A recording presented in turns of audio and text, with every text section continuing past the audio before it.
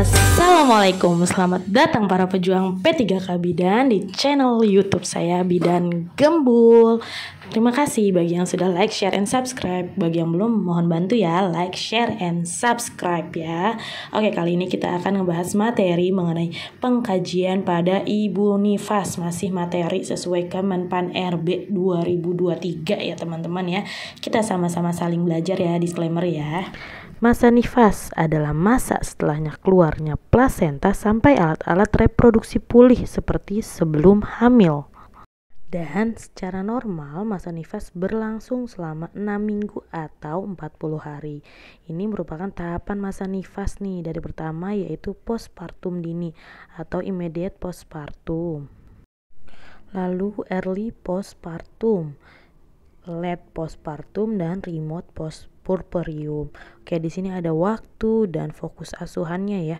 Bisa di screenshot ya teman-teman ya. Kita bisa baca bersama-sama untuk fokus asuhannya nih. Jadi kalau untuk postpartum dininya, deteksi dini dan pencegahan perdarahan postpartum primer dan mobilisasi dini. Dan untuk early postpartumnya juga ada, dan yang lainnya juga ada. Oke, dibaca ya teman-teman ya. Lalu ini ada juga untuk perubahan tinggi fundus uteri dan berat uterus menurut masa involusinya. Perubahan tinggi fundus uteri ini dari bayi lahir sampai 8 minggu bayi lahir ya. Jadi dari setinggi pusat sampai akhirnya sebesar normal dengan berat uterus normal yaitu 30 gram ya teman-teman ya. Lalu di sini ada perubahan fisik masa nifas. Yang pertama, rasa kram dan mules di bagian bawah perut akibat penciutan rahim atau involusi. Yang kedua, keluarnya sisa-sisa darah dari vagina atau lokea. Yang ketiga, kelelahan karena proses melahirkan. Keempat, pembentukan ASI sehingga payudara membesar. 5, kesulitan buang air besar dan buang air kecil. 6, perlukaan jalan lahir. Oke teman-teman, ini macam-macam lokea ya teman-teman ya. Mungkin kalau disingkat bisa rusa seba, yaitu rubra, sangulenta, serosa, dan alba. Itu udah berurutannya rusa seba teman-teman.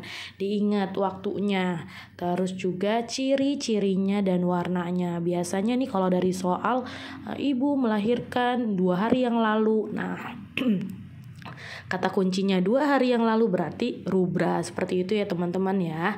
Lalu ini ada tahapan adaptasi psikologi ibu nifas nih. Ini juga tahun lalu di P3K banyak yang keluar nih tentang taking in. Ingat, fase taking in berlangsung 1-2 hari setelah selesai melahirkan. Intinya dia tidak bisa melakukan kebutuhannya, jadi minta bantuan orang kalau untuk di taking in. Lalu fase taking on, dia selama 3-10 hari setelah melahirkan, ibu sudah bisa mandiri dalam melakukan tanggung jawab terhadap bayinya. Sudah berusaha menguasai keterampilan merawat bayi. Lalu fase letting go terjadi setelah 10 hari pasca persalinan. Di sini ibu sudah benar-benar bertanggung jawab. Jadi taking in, taking on, baru letting go. Ini dihafalin ya teman-teman ya. Tahun lalu nih juga P3K banyak yang keluar. Oke teman-teman, lanjut ke nutrisi masa nifas teman-teman. Nutrisi yang digunakan oleh ibu menyusui pada 6 bulan pertama sebanyak 640-700 kalori per hari, dan di 6 bulan kedua 510 kalori per hari. Dengan demikian ibu membutuhkan asupan sebesar 2.300-2.700 kalori per hari. Kebutuhan normal protein kurang lebih 15-16 gram. Dianjurkan penambahan per hari 6 bulan pertama sebanyak 16 gram, 6 bulan kedua sebanyak 12 gram, per tahun kedua sebanyak 11 gram. Lalu cairan dan mineral dianjurkan 2-3 liter per hari. Zat besi yang dibutuhkan sebesar 0,3 mg per hari dikeluarkan dalam bentuk ASI, dan jumlah yang dibutuhkan ibu adalah 1,1 gram per hari. Untuk kapsul vitamin A 200 unit sebanyak 2 kali, yaitu 1 jam setelah melahirkan dan 24 jam setelahnya, agar dapat memberikan vitamin A kepada bayi melalui ASI. Lalu kebutuhan vitamin D ialah 12 gram, vitamin C 95 gram, asam folat 270 gram, zinc 19 gram, iodium 200 gram, dan lemak 14 gram per porsi. Lalu ini FR dari yang sudah ujian P3K nih tentang vitamin C untuk ibu nifas. Tujuannya apa? Nah, beragam vitamin C bagi ibu nifas yaitu bagi ibu menyusuinya mulai dari meningkatkan daya tahan tubuh, memperbaiki jaringan tubuh yang rusak setelah melahirkan hingga menurunkan risiko terkena mastitis. Nah, ini kebutuhan vitamin C-nya itu sebanyak 95 gram. Lalu ini ada kebijakan program nasional masa nifas. Paling sedikit ada 4 kali kunjungan masa nifas nih ya. Kunjungan pertama 6-8 jam, kedua 3-7 hari, ketiga 8-28 hari, dan keempat 29-42 hari. Sesuai tabel tersebut ya, ini sesuai Kemenkes RI ya teman-teman ya. Dipahami, dibaca juga, sama saya juga harus menghafal ini. Kita lanjut. Lalu ada informasi yang harus diberikan bidan dalam asuhan ibu nifas, yaitu mengenai kebersihan diri. Salah satunya tentang personal hygiene ya, lalu mengganti pembalut, cuci tangan, dan menghindari menyentuh daerah luka episiotomi atau laserasi. Lalu juga beristirahat yang cukup, kembali melakukan rutinitas rumah tangga secara bertahap, jangan langsung. Lalu latihan, menjelaskan pentingnya otot perut dan panggul, mengajarkan latihan untuk otot perut dan panggul. Lalu gizi nih, mengkonsumsi tambahan 500 kalori per hari. Jadi dari pola makan, diet seimbangnya cukup protein, mineral, dan vitamin. Lalu minum minimal 3 liter per hari. Nih, suplemen besi diminum setidaknya selama 3 bulan pasca salin, terutama di daerah dengan prevalensi anemia tinggi. Lalu suplemen vitamin A, 1 kapsul 200.000 unit diminum segera setelah lahir, dan 1 kapsul lagi diminum 24 jam kemudian. Senggama atau berhubungan seksual, senggama aman dilakukan setelah darah tidak keluar dan ibu tidak merasa nyeri kembali. Lalu lanjut ke manajemen laktasi.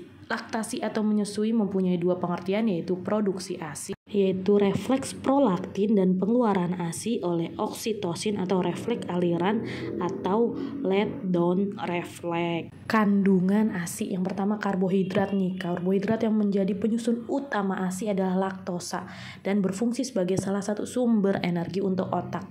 Lalu protein dalam ASI cukup tinggi. Protein dalam ASI lebih banyak terdiri dari protein whey yang lebih mudah diserap oleh usus bayi. Lalu lemak, kadar lemak dalam ASI, kadar lemak yang tinggi. Ini dibutuhkan untuk mendukung pertumbuhan otak yang cepat selama masa bayi. Lalu ada karitin, yaitu berperan dalam membentuk proses pembentukan energi yang diperlukan untuk mempertahankan metabolisme tubuh. Lalu vitamin-vitamin yang ada di dalam ASI jenisnya beragam, tetapi terdapat jumlah yang relatif sedikit. Vitamin K yang berfungsi sebagai faktor pembekuan jumlah sekitarnya 1/4 jika dibandingkan dengan kadar dalam susu formula. Oke, kita lanjut ke patofisiologi laktasi, yaitu puting susu datar atau terbenam. Puting yang kurang menguntungkan seperti ini sebenarnya tidak selalu menjadi masalah secara umum. Ibu tetap masih dapat menyusui bayinya dan upaya selama antenatal umumnya kurang berfaedah. Lalu puting susu lecet dapat disebabkan oleh trauma pada puting susu saat menyusui. Selain itu juga dapat terjadi retak dan pembentukan celah-celah. Retakan pada puting susu bisa sembuh dari sendiri dalam waktu 48 jam. Oke, lanjut payudara bengkak. Payudara bengkak adalah keadaan di mana payudara terasa lebih penuh atau tegang dan nyeri di sekitar hari ketiga atau keempat setelah persalinan. Mastitis adalah peradangan payudara. Pada payudara, mastitis ini dapat terjadi kapan saja saat ibu menyusui. Lalu di bendungan ASI yang tidak sering dikeluarkan dapat berkembang menjadi bendungan ASI. Payudara terisi sangat penuh dengan ASI, aliran susu menjadi terhambat dan akan menyebabkan payudara bengkak. Oke, ini ada rangkumannya ya, cara mudah membedakan bendungan ASI, mastitis, dan abses payudara. Ini ya teman-teman ya, kadang kita bingung nih, apa perbedaannya. Nah, di sini dari suhu, lokasi, waktu, dan ciri khas ya teman-teman. Bisa kita pahami ya teman-temannya, kalau bendungan ASI dia nggak demam, mastitis ada demam. Nah, abses payudara biasanya juga ada demam. Lalu lokasinya kalau bendungan ASI biasanya di kedua payudara, mastitis dan abses biasanya di salah satu payudara. Waktunya nih, kalau bendungan ASI biasanya di awal-awal minggu pertama, mastitis minggu kedua. Lalu ciri khasnya kalau bendungan ASI payudaranya terasa penuh, mastitis payudara merah mengkilat. Kalau abses payudara terdapat benjolan dan pengeluaran nanah. Nah, kalau udah abses itu dan nanah itu berarti abses. Oke, kita lanjut ke soal ya. Contoh soal tentang pengkajian ibu nifas. Di sini ada seorang ibu berumur 29 tahun, postpartum hari ketiga melahirkan di puskesmas dengan keluhan belum siap untuk dapat merawat bayinya. Pada pemeriksaan fisik diketahui tinggi fundus uteru 2 jari di bawah pusat. Keadaan umum baik, pemeriksaan tanda vital dalam batas normal. Jenis lokea apakah yang diungkapkan pada kasus tersebut? A. alba, B. rubra, C. serosa, D. cruenta, E. sanguinolenta. Oke teman-teman, fokus kasusnya postpartum hari ketiga. Ini ya teman-teman ya fokusnya ya, tinggi fundus uteri 2 jari di bawah pusat. Benar ya, hari ketiga ya. Lalu kita lihat nih, rusa seba. Oke, berarti di Yap, benar di rubra ya teman-teman ya. 1-3 hari, warnanya merah kehitaman dan terdiri dari sel desi2, vernik kesosa, rambut lanugo, sisa mekonium dan sisa darah. Jadi jawabannya rubra ya teman-teman. Kita lanjut soal nomor 2. Seorang ibu berusia 23 tahun melahirkan anak pertama berat badan 3.000 gram. Melahirkan 2 hari yang lalu di BPM dengan keluhan lelah, sering mengantuk, dan bersifat pasif. Hasil pemeriksaan tekanan darah 110/70, nadi 80, pernafasan 22, suhu 36,5. Lokea berwarna merah. Adaptasi psikososial apakah yang dialami pada kasus tersebut? Taking in, taking on, letting go, taking hold, atau letting hold. Oke ya teman-teman ya. Kalau di sini anak pertama 3.000 gram, melahirkan 2 hari yang lalu nih. Tahapan adaptasi psikologi ibu nifas apa teman-teman? 2 hari yang dia masih pasif. Yap, benar. Taking in. Sebab dia masih pasif di taking in, ibu masih belum bisa memenuhi kebutuhannya, cenderung berfokus pada dirinya sendiri dan meminta bantuan orang lain. Kalau di taking on, dia sudah mulai bisa beradaptasi, sudah mulai bisa melakukan tanggung jawabnya. Di letting go udah tinggal enak, itu lebih dari 10 hari. Letting go udah nerima semuanya. Oke, lanjut soal nomor 3. Seorang ibu berusia 32 tahun dengan dikunjungi ke rumahnya 2 minggu postpartum mengeluh demam selama 2 hari, payudara teraba panas, tegang, dan nyeri. Ibu tidak berani untuk menyusui. Hasil pemeriksaan didapatkan keadaan umum ibu lemah, tekanan darah 90/70, nadi 75, pernafasan 18, suhu 38, payudara merah, tegang, dan bengkak. Diagnosis apakah yang tepat sesuai dengan kasus tersebut? A. bendungan ASI, B. peradangan, C. fisiologis, D. mastitis, E. infeksi. Oke, fokus kasusnya. Ada payudara teraba panas, tegang, dan nyeri. Udah 2 minggu. Kita lihat ada suhunya, ada demam 38,5 ya teman-teman. Kita lihat karena sudah 2 minggu otomatis bendungan ASI kita eliminasi, bukan ya. Lalu mastitis dan abses payudara, ini kemungkinan, 2 kemungkinan. Namun kita bisa bedakannya dengan apa nih? Nih dari ciri khasnya. Abses payudara itu ada nanah yang keluar. Di kasus tersebut tidak ada nanah yang keluar. Berarti jawabannya apa? Yap, mastitis ya teman-teman ya. Benar tidak teman-teman, mastitis? Oke teman-teman, sampai di sini dulu ya pengkajian ibu nifas, sedikit materi tentang pengkajian ibu nifas. Tetap semangat ya teman-teman pejuang Garuda P3K Bidan.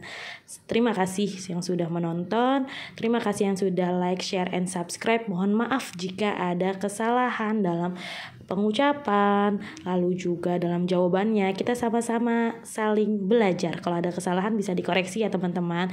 Terima kasih, like, share, and subscribe. Sampai ketemu, see you.